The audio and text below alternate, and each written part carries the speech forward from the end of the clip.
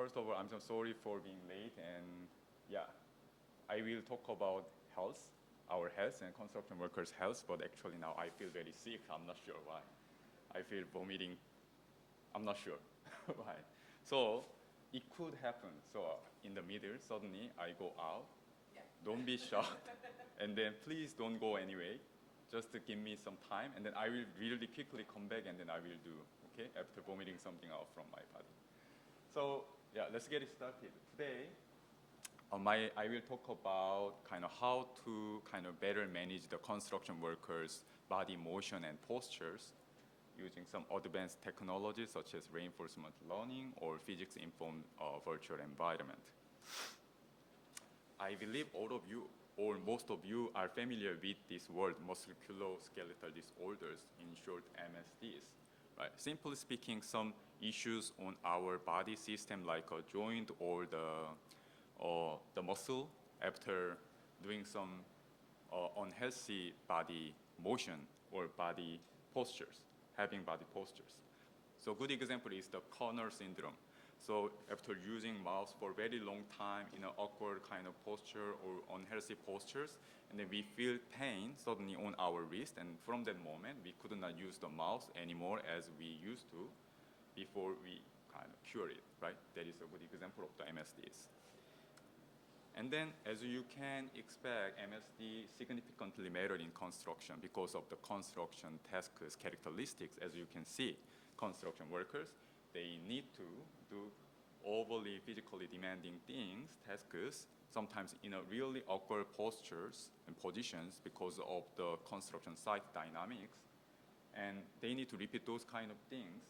And in many cases, they have to do those under a hard time pressure. So it is really in that specific regard, unhealthy environment for construction workers. So those situation is well echoed by many statistics. Just you see a lot of numbers, simply speaking, because of the MSDs, construction workers, they are forced to kind of leave their jobs kind of day by day, or sometimes they need to leave the construction industry entirely because of some irreversible issues among the MSDs. So yeah, we have been putting a lot of effort to tackle these MSD issues, right? And then when we tackle an issue, always the first thing we have to do is to understand the thing, right? So here same, we try to understand the MSD risks from the construction workers' tasks. So traditionally we do these kind of things like using some manual checklist and manual observations, we evaluate the MSD risks. I believe you have heard of some keywords like LUBA or LIBA, those kind of things. And then nowadays, not nowadays anymore. So it's been around a decade since we tried to use the computer vision and smartphones to automatically evaluate the MSD risks among the construction workers' tasks. And then I believe it has been well commercialized, right? So we are doing great job here. After assessing the MSD risks, the next thing we have to do definitely is to reduce the MSD risk. Then there are mainly two directions. The first direction is redesign the problematic work, right? The work. So for example, like redesign the work layout or kind of changing the height of the work platform or kind of reducing the size or the weight of the materials to handle, those kind of things. And then the second approach is correct the workers' motions. I believe you have seen those kind of scenes of ergonomic inspectors while moving around and then check some problematic motion and then ask him to correct something, right? So that is what I'm saying. This is where we put our focus on, correcting workers' motion. As I said, so now the common practice is this. We walk around and then we detect some issues, and then that time we just provide the kind of some joint-wise point kind of corrections, but that does not work well because the human body has an interdependence within the kind of joint. So if we don't consider those kind of things, and then we just ask them to correct the one joint point, and then it will not bring some optimal result. So that is the reason why we have started kind of thinking about how to use the computation to come up with some full body optimization to provide the correct motions. Okay, so after capturing the current motions, and then do some optimizations. But the current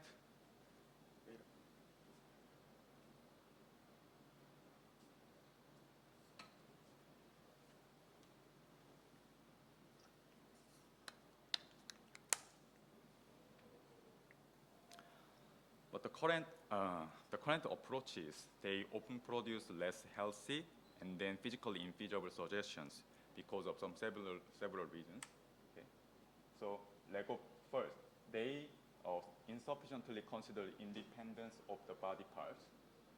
So as I said, the body parts are interconnected to each other, so we need to consider those, but they are missing that. Second, they are quite frame-based, so they are they insufficiently consider the dynamics, right? Dynamics. So they just evaluate the frame by frame by frame, and then they try to sum them up in their optimization as objective functions. And then finally, they kind of insufficiently consider individual body shape and functions. Everyone has a different body shapes. Somebody has a kind of longer arms and kind of longer waist maybe, right? So we need to consider those. So yeah, we want to address these three kind of technical limitations. So yes, we want to make some optimization that is very body independence informed, and then dynamic informed, and then individual difference informed. And then we have found the potential in implementing the reinforcement learning in the physics informed simulation environment, because by doing so, we can have closed loop body model, closed loop within the body model and then the physics informed simulator. And then we can have a history dependent sequential decision makings. We can realize it. And also we can design the state space based on that kind of the worker's actual body. Okay. So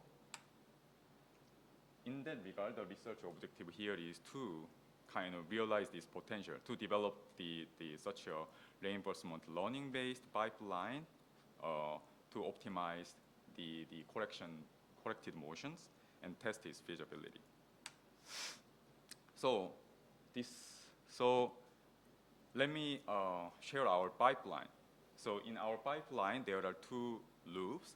The smaller loop is the exclusion loop. So it's a roll-out loop. And then the second loop is the bigger loop. In this loop, we do the kind of update for our policy to determine the motion. So let me kind of give you more details here. So first, here the input is the current motion captured and processed. So it includes the joint 4D data, and then also it has intent. It has a kind of data which is the motions of the hand and then pelvis. They are our kind of, we take them as our intent. And then also some motion phases. The motion phases data are also processed and then informed here. Then, based on this current motion data, we, as an action of this reinforcement learning, we determine the adjustment to the current joint. So this action is here the action is not to design the entire motion from the scratch. No, not like that. So we just determine the adjustment amount and the directions to the current joint location. So that is the action. By doing these kind of things, we can keep the kind of the worker's body characteristics. Then, so after determining the kind of adjustment to each joint and to realize this adjustment in the virtual environment, we convert that adjusted joint information to the torque. And the torque is conducted in this physical the virtual environment. And then, so once the kind of the adjustment is realized there, and then we first check whether it is physically safe or not, physically safe, and then we calculate the reward and the log the state, that is the current kind of body motions, and then we do this loop. Do this loop. By doing this kind of loop, so we can conduct a motion. kind of in the bigger loop, we do the policy update. So once we do the loop, inner loop, and then so in the policy update loop, we synthesize the experience from the calculated real and logged state, and then we update the PPO based on those. Okay. What time is it? You're at time, so Oh, just really? take another two or 3 minutes to wrap up. Okay. Then here, so get back to the physically safe, the physical safe gate. There, if the answer is no, and then there the inner loop just immediately stops, and then so we just go to the PPO update with a very hard penalty. Okay. So if we have some kind of focus on this specific part, which is most important about the reward, and then synthesize the experience for the update. In the reward calculation in the inner rollout loop, first we calculate the reward in every time moment, and then there we consider those kind of reward terms, task fidelity, and then MSD risk, which is scored by a pre-trained neural network, and then motion smoothness, energy efficiency, and the physical realism. And then at the same time, the state, the motion that time is logged as well. Then we synthesize those kind of the logged state and then reverse. Simply speaking, just we calculate the advantages. What is the advantages? The actual reward status subtracted by the predicted rewards. That the predicted reward was predicted by a kind of predicting network here. Then, so we have this series of logged state and the logged advantages, and which are the input to update our policy using the PPO modules. Okay. So this is the result. So this is the evaluation. So we evaluated our techniques using 200 material handling cases from a widely used 3D task motion data set, and then there we randomly determined the weight of the materials, and then we conducted this evaluation in the NVIDIA Isaac lab. Then, as you see, our proposed techniques are better than any updated benchmarks, and also it's just the most basic policy, which is attempt to keep original motions.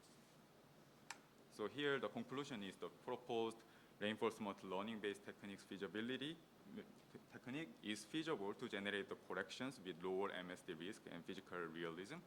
So here ongoing studies is we are doing more testing with the extended case pool and involving the actual construction workers. And then at the same time, we are developing a platform to intuitively deliver the correction guide to workers. Thank you for your time, and then if you have any question, I'm very happy to answer.